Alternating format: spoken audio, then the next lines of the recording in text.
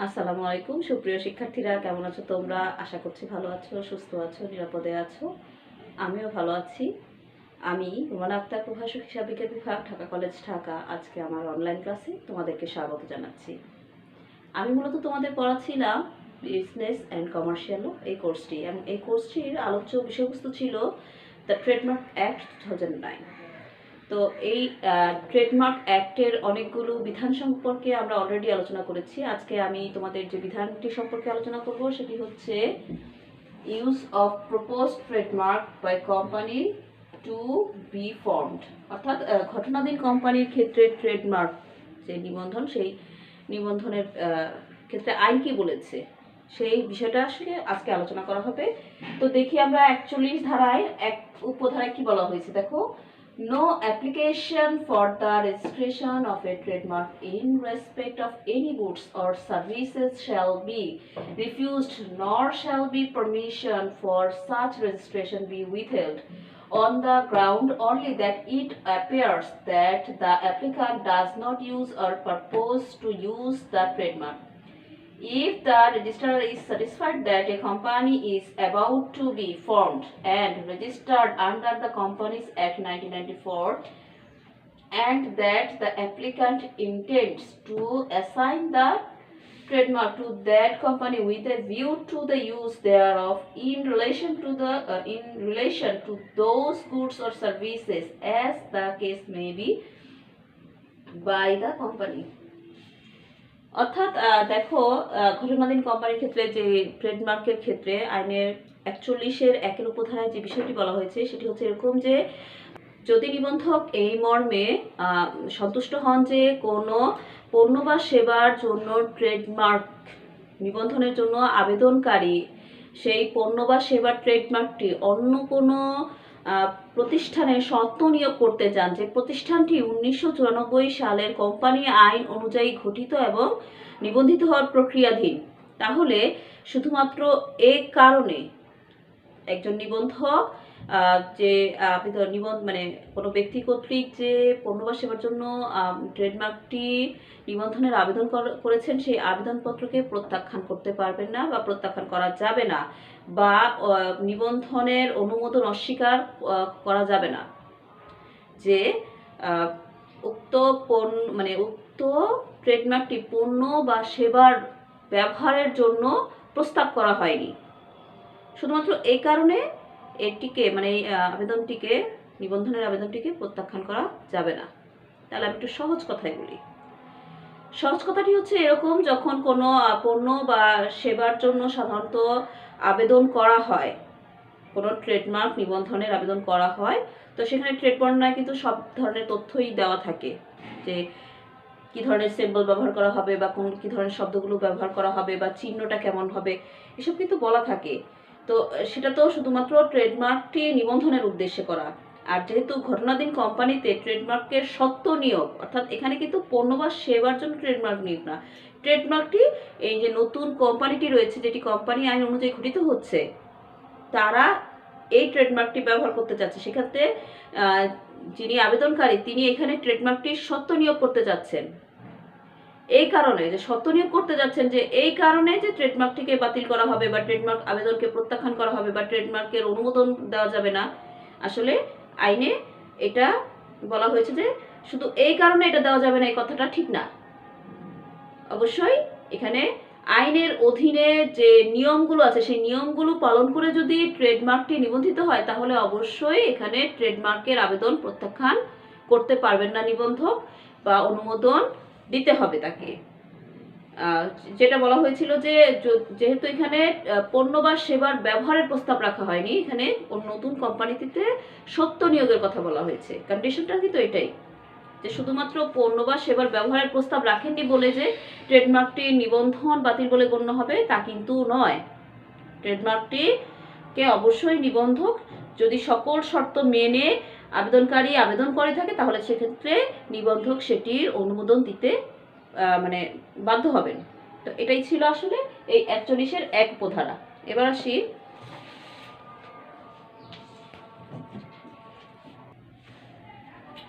এখন আমরা দেখব 41-এর 2 উপধারায় কি বলা হয়েছে। দেখো এখানে বলা হয়েছে যে the tribunal may in a case to which subsection 1 appeals require the applicant to give security for the costs of any proceedings relative to any opposition or appeal, and in default of such security being duly given may treat the application as abandoned. আচ্ছা, এখানে যে বিষয়টি বলা হয়েছে appeal কথাটি বোঝা যাচ্ছে না, ঠিক আছে, আমি একটু বুঝিয়ে লিখে দিই। APPEAL আপিল, আমার মনে হয় এখন বোঝা যাচ্ছে। তো এখানে যে বিষয়টি বলা হয়েছে যে উপধারা 1-এর অধীন প্রযোজ্য বিধান, মানে উপধারা 1-এর অধীন যদি প্রযোজ্য কোনো বিধান অনুযায়ী যদি কেউ ওই যে আবেদন করে থাকে, সেই আবেদন যদি নিবন্ধক প্রত্যাখ্যান করে, কোনো কারণে যদি প্রত্যাখ্যান করে বা প্রত্যাখ্যাত হওয়ার সম্ভাবনা থাকে, সেক্ষেত্রে ট্রাইব্যুনাল কি করবে, যে ট্রাইব্যুনাল আবেদনকারীকে উক্ত আবেদনের বিরোধিতা বা আপিলের জন্য যে প্রয়োজনীয় অর্থ প্রয়োজন হয় সেই অর্থটি জামানত হিসেবে প্রদানের নির্দেশ দিয়ে থাকে আবেদনকারীকে। এখন আবেদনকারী তো ট্রাইব্যুনালের নির্দেশ পেল, যদি আবেদনকারী এই ট্রাইব্যুনালের নির্দেশ পাওয়ার পরে উক্ত জামানতের অর্থ প্রদানে ব্যর্থ হয় বা কোনো কারণে প্রদান না করে, তাহলে তার যে আবেদনটি ছিল নিবন্ধনের আবেদন, সেটি কিন্তু প্রত্যাখ্যান হয়েছে বলে গণ্য করা হবে। অর্থাৎ এখানে যে কথাটি বলা হয়েছে যে উপধারা 1-41 উপধারা আমরা যেটা একটু আগে পড়লাম, সেখানে যেই কথাটা বলা হয়েছিল সেই কথাটার আলোকে যদি এমন পরিস্থিতি হয় যে কোনো মানে পণ্য বা সেবার ব্যবহার ক্ষেত্রে না হয়ে যদি সত্য নিয়োগের ক্ষেত্রে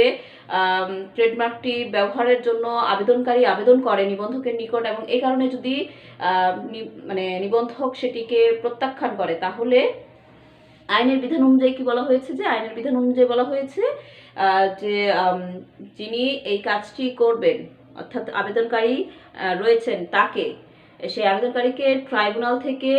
নির্দেশ দেওয়া হবে যে আবেদনের বিরোধিতা বা আপিলের যে প্রয়োজনীয় খরচ রয়েছে সেই খরচ বাবদ অর্থ জামানত হিসেবে প্রদান করতে হবে নিবন্ধন অফিসে, এবং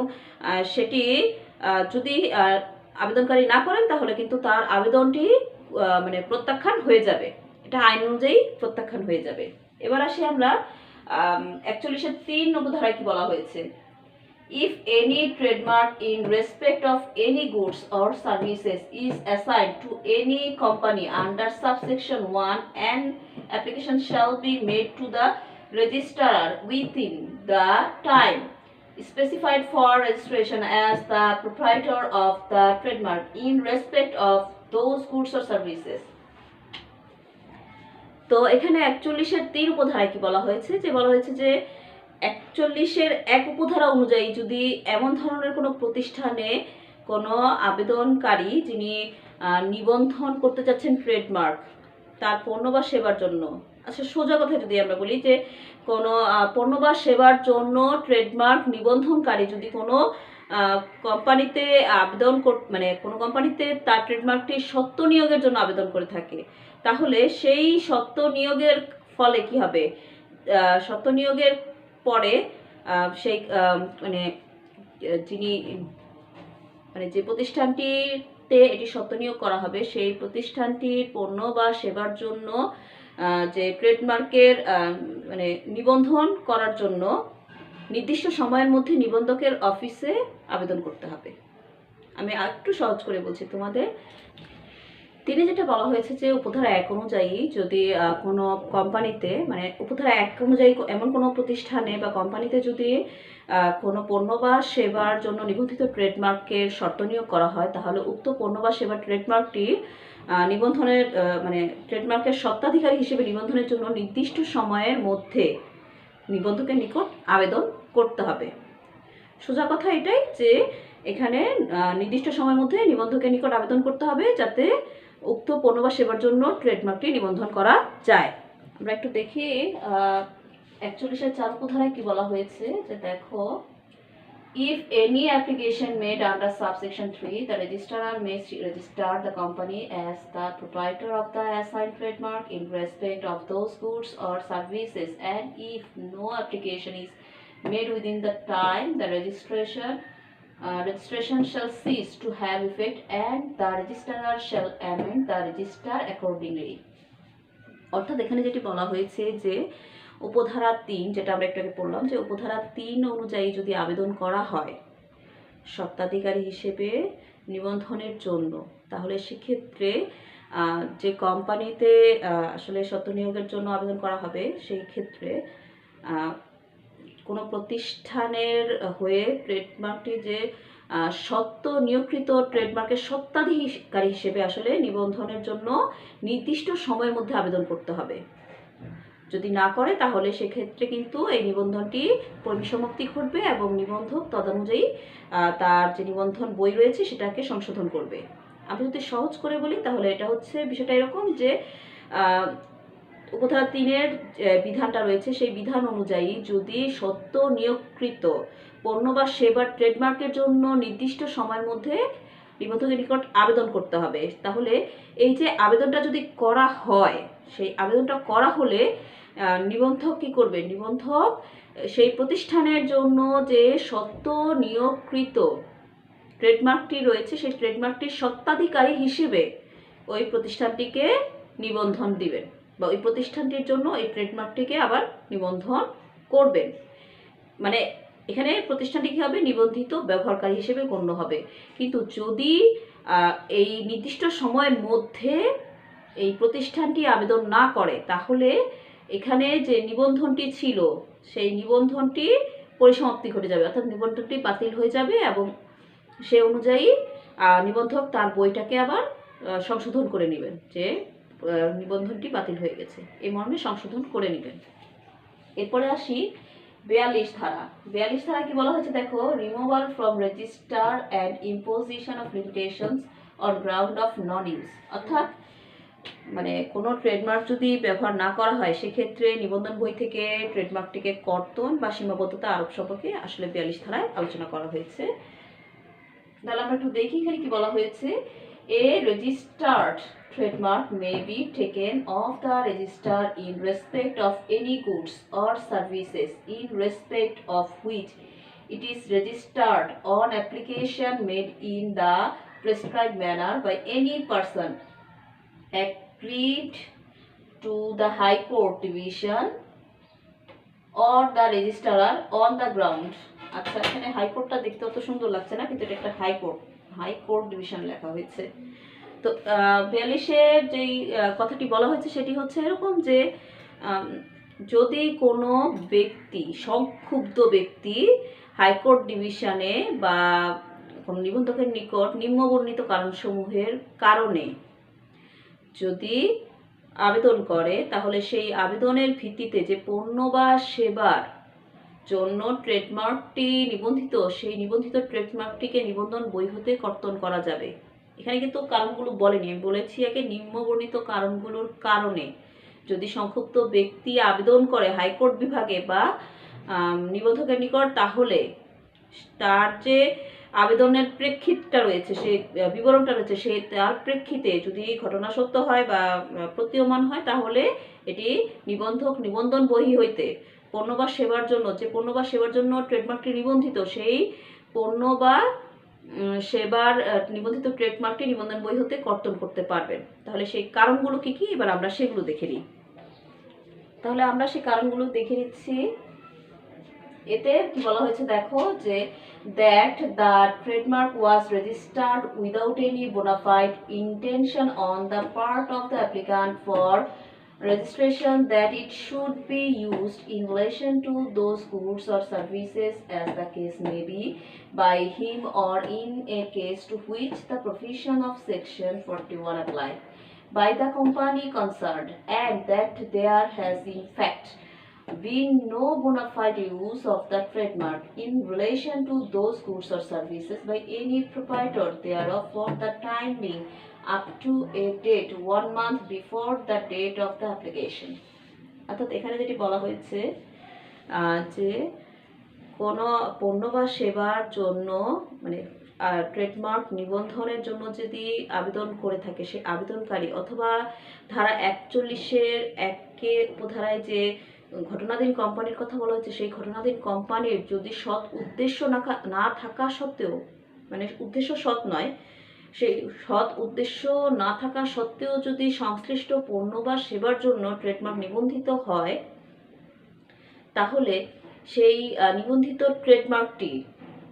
যে তারিখে নিবন্ধিত হচ্ছে তার পূর্ববর্তী 1 মাস সময়ের মধ্যে ট্রেডমার্কটি যে পণ্য বা সেবার জন্য নিবন্ধিত হয়েছে সেই সৎ ব্যবহারের উদ্দেশ্যে আসলে ব্যবহার করা হয়নি।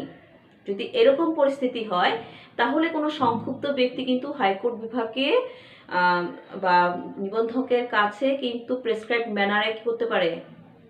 আবেদন করতে পারে, যাতে এটি নিবন্ধন বই থেকে নিবন্ধক কেটে দিতে পারে বা কর্তন করে। ঠিক আছে, তার মানে একটি কারণ হলো কি, যে সৎ উদ্দেশ্যে এই ট্রেডমার্ক নিবন্ধনের কার্যক্রমটি সম্পাদন না করা, অর্থাৎ ট্রেডমার্ক নিবন্ধন করা হলো কিন্তু সেটা সৎ উদ্দেশ্যে না, মিথ্যা ট্রেড বর্ণনা দিয়ে হোক বা যেভাবেই হোক এটি এই ট্রেডমার্কটি নিবন্ধন করা হয়েছে এবং এটির ব্যবহার তারা সৎ উদ্দেশ্যে করছে না, শুধু এটি যেই তারিখে নিবন্ধিত হয়েছে তার পূর্ববর্তী 1 মাস সময়ের মধ্যে তারা এই ট্রেডমার্কটি সৎ উদ্দেশ্যে ব্যবহার করেওনি, মানে অসৎ উদ্দেশ্যে কিন্তু সেই আবেদনকারী কর্তৃক বা কোম্পানি কর্তৃক এটি ব্যবহার করা হয়নি, মানে অসৎ উদ্দেশ্যে এরা এগুলো ব্যবহার করেছে, এই ট্রেডমার্কটি ব্যবহার করেছে। এবার আসি আমার 42-এর যে 1-এর উপধারা ছিল বি, সে বিতে কি বলা হয়েছে দেখো, that up to a date 1 month before the date of the application a continuous period of 5 years or longer elapsed during which the trademark was registered and during which there was no bona fide use thereof in relation to those goods or services by any proprietor thereof for the time being. তো একটা কারণ তো আমরা আগেই দেখেছি, যে কারণে নিবন্ধন বই থেকে ট্রেডমার্ক ব্যবহার না করার কারণে মানে নিবন্ধনটাকে কর্তন করা যায়, মানে ট্রেডমার্কটিকে কর্তন করা যায়। আরেকটি কারণ হচ্ছে যে এখানে যেটি বলা হয়েছে যে নিবন্ধন করার পরবর্তী 5 বছর বা তার থেকেও বেশি সময়ের মধ্যে যদি আবেদনকারী বা মানে ঘটনাধীন কোম্পানি অসৎ উদ্দেশ্যে এই ট্রেডমার্কটিকে ব্যবহার করে থাকে, অর্থাৎ ট্রেডমার্কটি নিবন্ধন যে উদ্দেশ্যে করা হয়েছিল সেই সৎ উদ্দেশ্যে বা যে মানে ট্রেড বর্ণনা যেটা করা হয়েছিল সেখানে যদি সৎ উদ্দেশ্য না থেকে অসৎ উদ্দেশ্য থাকে এবং সে অনুযায়ী যদি তারা কাজটাকে আসলে মানে ট্রেডমার্কটিকে ব্যবহার করে সেই ট্রেডমার্কটি নিবন্ধনের পরবর্তী 5 বছর বা তার পরবর্তী সময়ের মধ্যে, এবং এতে যদি কোনো ব্যক্তি সংক্ষুব্ধ হয় তাহলে তিনি কিন্তু হাইকোর্ট বিভাগ বা নিবন্ধকের নিকট প্রেসক্রাইব ম্যানারে আবেদন করতে পারবেন। এবং নিবন্ধক যদি এই তথ্যের সত্যতা খুঁজে পায় যে এখানে আবেদনকারী এবং কোম্পানি কর্তৃক অসৎ উদ্দেশ্যে মানে সৎ উদ্দেশ্যে এই ট্রেডমার্কটির ব্যবহার করা হয়নি, তাহলে তিনি কিন্তু এটিকে নিবন্ধন বহিতে কর্তন করে দিতে পারেন। তো এটাই বলা হয়েছে আসলে এই 42-এর 1-এর বি উপধারায়। আমরা এবার দেখি, এবার আসি আমরা 42-এর 2 উপধারা নিয়ে। তো 42-এর 2 উপধারায় কি বলা হয়েছে যে the tribunal shall not refuse an application submitted under subsection 1 except where, বলছে কি যে এই যে নিম্নোক্ত যে 2টা ক্ষেত্র, এই ক্ষেত্র ব্যতীত অন্যান্য ক্ষেত্রে ট্রাইব্যুনাল কিন্তু আবেদনকারীর আবেদন প্রত্যাখ্যান করবেন না। তাহলে কোন কোন ক্ষেত্রে আবেদনকারীর আবেদন প্রত্যাখ্যান করবেন, এখানে বুঝতে হবে আবেদনকারীটা কে। আমরা কিন্তু 42-এর 1 উপধারায় কি পড়লাম যে কোনো সংক্ষুব্ধ ব্যক্তি যদি আবেদন করে সেই আবেদনের প্রেক্ষিতে কিন্তু নিবন্ধন বহিত হয়ে নিবন্ধিত ট্রেডমার্কটিকে কর্তন করা যাবে। তাহলে সেই আবেদনকারীর আবেদনকে ট্রাইব্যুনাল প্রত্যাখ্যান করবে না দুটো জায়গায়। সে কোন দুটো জায়গায় দেখো, এতে বলা হয়েছে the applicant has been permitted under section 10 to register an identical or nearly resembling trademark in respect of the goods or services অর্থাৎ এখানে যেটি বলা হয়েছে যে ধারা 10-এর অধীন কোনো আবেদনকারীকে যদি অভিন্ন বা প্রায় অভিন্ন বা সাদৃশ্যপূর্ণ কোনো পণ্য বা সেবার জন্য ট্রেডমার্ক নিবন্ধনের অনুমতি প্রদান করা হয়, তাহলে সেক্ষেত্রে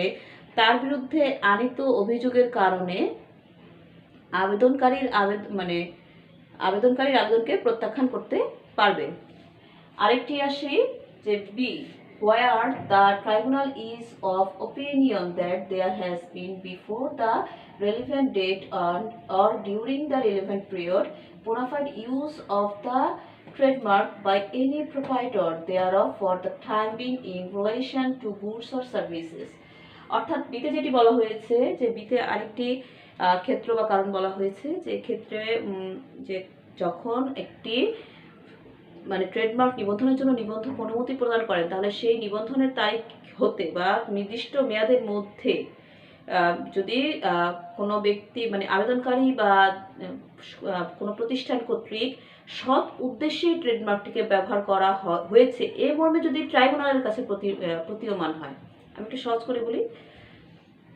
আমরা কিন্তু 41-এর যে বি উপধারাটা পড়েছি, 1-এর বি উপধারাটা, সেখানে বলেছিল কি যে নিবন্ধনের পরবর্তী 5 বছর বা তার তদন্ত সময়ের মধ্যে যদি অসৎ উদ্দেশ্যে কোনো আবেদনকারী বা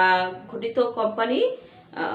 যদি ট্রেডমার্কটি ব্যবহার করে এ মর্মে প্রতীয়মান হলে কিন্তু সেক্ষেত্রে সেই নিবন্ধিত ট্রেডমার্কটিকে কি করবে, নিবন্ধন বহি হতে কর্তন করবে। তাহলে সেটার পারপাসেই আসলে এখানে বিতে এটা বলা হয়েছে যে